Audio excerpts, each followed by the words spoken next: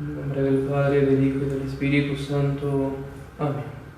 Seguimos entonces con el catecismo. Estamos en el octavo mandamiento. Ayer habíamos dejado o acabado en la pregunta 462. La vamos a repetir porque de hecho es bastante importante grabar bien esos conceptos.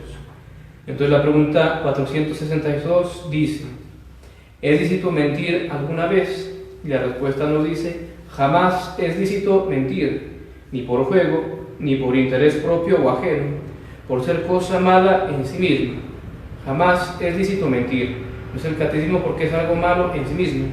Y como ayer les explicábamos, es malo en sí mismo por la naturaleza misma de las cosas, no solamente porque esté prohibido. Hay cosas que son malas por estar prohibidas, por ejemplo, comer carne en los días de abstinencia, los días que es vigilia, pero hay cosas que están prohibidas o malas por la naturaleza misma de las cosas.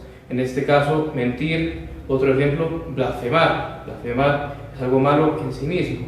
Entonces, las cosas que son malas en sí mismas jamás es lícito hacerlas. Y el mentir es malo en sí mismo, explicamos ayer, porque el fin que Dios ha puesto a la palabra o a cualquier forma de comunicación o de expresión es transmitir precisamente la idea que tenemos por dentro.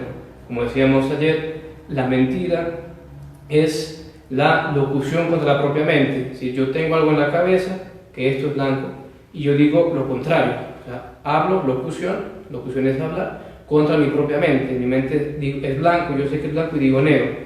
Entonces eso es una mentira, y como decimos, está mal en sí mismo porque el fin que Dios le ha puesto a la palabra, a cualquier manera de comunicarnos, de expresarnos, es precisamente transmitir las ideas que tenemos, lo que hay en la mente, y por eso es que es malo en sí mismo. Y por eso es que no se puede mentir ni siquiera para evitar un mal, para evitar la muerte, o evitar que mi prójimo le ocurra un mal gravísimo, ni siquiera para evitar, como decíamos ayer, la Tercera Guerra Mundial. Si uno hiciera eso, uno pecaría, uno cometería un pecado al mentir, sería un pecado, porque jamás es lícito mentir. El fin no justifica los medios, el fin jamás justifica los medios. Pasemos entonces a la siguiente pregunta, la 463, que dice: ¿qué pecado es mentir? Es decir, ¿cuál es la gravedad? ¿Pecado venial o pecado mortal? ¿Qué pasa si uno miente? ¿Qué pecado comete? Dice el catecismo: la mentira jocosa u oficiosa es pecado venial. La jocosa, como decíamos ayer, es la que se hace por broma, por burla, digamos, pero con esa intención de engañar al prójimo. No con una mala intención propiamente, fuera de como burlarse, digamos, por decir así, pero hay un pecado porque está ese engaño que damos al prójimo. U oficiosa es cuando uno busca un propio interés, uno miente para sacar alguna ventaja o para evitar también un mal. Dice el catecismo que la mentira jocosa oficiosa es pecado venial. Normalmente es un pecado, no hay que hacerlo, pero no es mortal, es venial. No perdemos la gracia. Pero la dañosa o perniciosa, es decir, la mentira con la cual perjudicamos a un tercero, dice el catecismo, es pecado mortal si el daño que acarrea es grave. Es decir, como decíamos ayer, si digo una mentira y de esa mentira te tiene un daño al prójimo, pongamos, por ejemplo, perdió el trabajo, porque yo hice una mentira para salvar yo el propio pellejo, pero por esa mentira mi prójimo perdió el trabajo, entonces yo haría un pecado, ahí sería un pecado mortal, porque evidentemente es algo muy grave hacer que alguien pierda su trabajo, su fuente de ingresos, que todos necesitamos para el diario vivir. Evidentemente que, como explicábamos ayer, el pecado siempre implica la advertencia. Si yo me doy cuenta de ese peligro, esa posibilidad de yo mentir para salvar el propio pellejo, pero le ocurre ese mal a mi prójimo, ya hay algo de conciencia, y si ocurre de hecho, está el pecado. Otra cosa sería que ocurriera totalmente sin que uno lo hubiera previsto. Igual habría que hacer todo lo posible para ayudar a reparar el daño, pero el pecado es cuando uno ve esa posibilidad o lo ve claramente. A lo mejor yo clarísimamente veo que yo decir esta mentira se sigue tan mal a mi prójimo. Y si igual yo miento, bueno, está el pecado, por supuesto, de la mentira, y encima con la circunstancia agravante, el mal al prójimo, del mal que le acarreamos. Una circunstancia que mueve la especie teológica del pecado. No sé si recordarán que hemos visto en pasadas catequesis. Mentira normalmente es pecado venial, pero por esa circunstancia que hago un grave daño a mi prójimo por esa mentira, se vuelve inmortal, un pecado grave.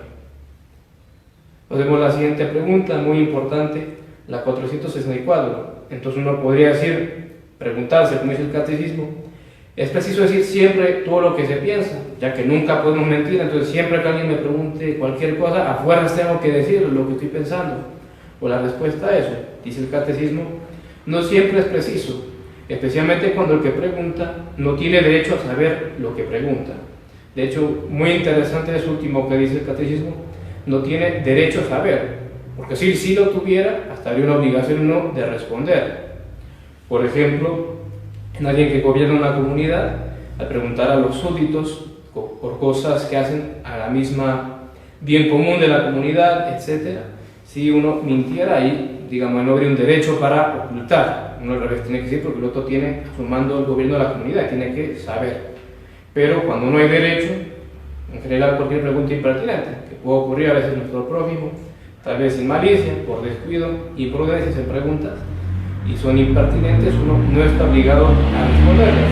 Evidentemente que no hay que mentir, la solución entre comillas es fácil, no, uno tiene, digamos, un par de opciones, uno puede tal vez, mucha educación, pero no quiero tocar ese tema, que son cosas que uno realmente no quiere hablar, saber decir de buena manera, no, yo no quiero hablar de eso, o saberlo dar a entender, con otras palabras, hay formas de darse a entender, o también si uno es capaz, tal vez un poquito se puede esquivar, no responde, pero bueno, esquiva y tras el prójimo al final no insiste. Pero no mentir, por supuesto, uno no está obligado a decir siempre lo que piensa, pero no es lícito mentir para evitar decir lo que uno piensa. Como decíamos recién, el fin no justifica los medios, ni para salvar la propia vida podríamos mentir, mucho menos para no decir lo que pensamos o lo que no queremos decir. La siguiente pregunta, la 465, dice: ¿basta la confesión al que ha pecado contra el octavo mandamiento? Al que ha pecado contra el octavo mandamiento no le basta la confesión. Recordamos que el octavo mandamiento no solamente es la mentira, que estamos viendo hoy y ayer, sino también habíamos visto la murmuración, la detracción, es decir, difamar, la adulación, el juicio temerario, etc. Entonces repetimos la respuesta. Dice: al que ha pecado contra el octavo mandamiento, ¿sí? Al que ha murmurado, ha detractado al prójimo, ha calumniado al prójimo, ha hecho juicios temerarios, adulación, mentiras. Al que ha pecado contra el octavo mandamiento no le basta la confesión, sino que tiene obligación de retractarse de cuanto dijo calumniando al prójimo. Si yo calumnié a mi prójimo, dije mentiras sobre él dañando su fama, evidentemente si me confieso y me arrepiento está muy bien, pero tengo que reparar el daño, tengo que desdecirme, decir que eso no era así, que era falso, o ver cómo hago, pero dar claramente a mi prójimo que no es lo que dije. Y de reparar, dice el catecismo, del mejor modo que pueda los daños que le ha causado, porque muchas veces, por ejemplo que decíamos, yo mentí y de esa mentira se dio que mi prójimo perdió su trabajo, o con una calumnia también, lo calumnié a mi prójimo y perdió su trabajo. Yo no solamente tengo que decirme, sino reparar eso en lo que pueda.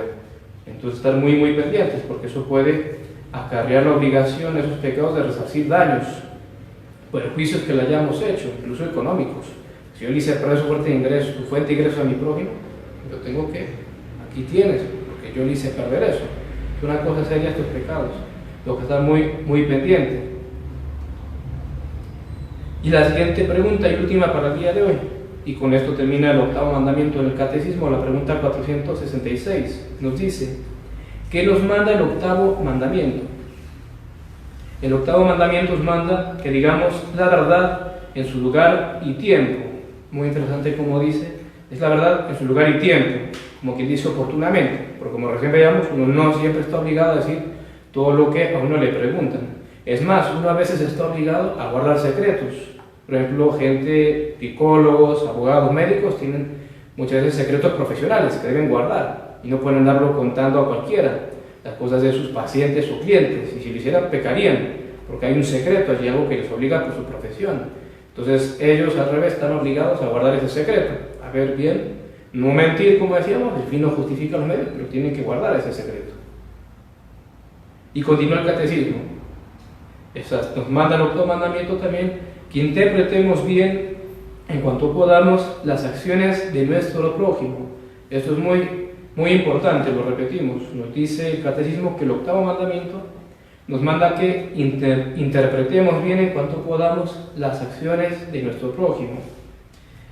Es decir, cuando uno tiene la costumbre siempre de entrar a juzgar mal lo que el prójimo hace, de pensar mal, siempre que uno ve algo que a veces se ve un poco raro, pongamos, que uno no le parece al 100%, pero uno ya de entrada piensa mal de eso, es una mala señal, no es una buena señal para nuestra vida espiritual, porque quiere decir que tenemos una mala tendencia al juicio temerario, porque bueno, muchas veces las cosas no son lo que parecen, y cada uno pensará, cuántas veces uno no le ocurre, ¿sí?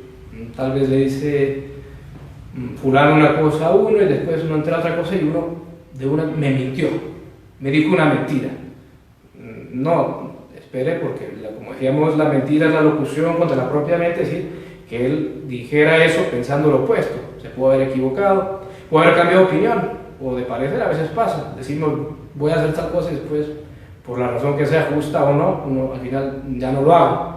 Entonces uno tener mucho cuidado, que a veces nos pasa, me mintió, me robó, desaparece algo, uno ya no lo encuentra donde estaba, o tantas cosas así parece, uno ya empieza a pensar quién habrá sido y muchas veces después, estaba acá, ay, qué vergüenza.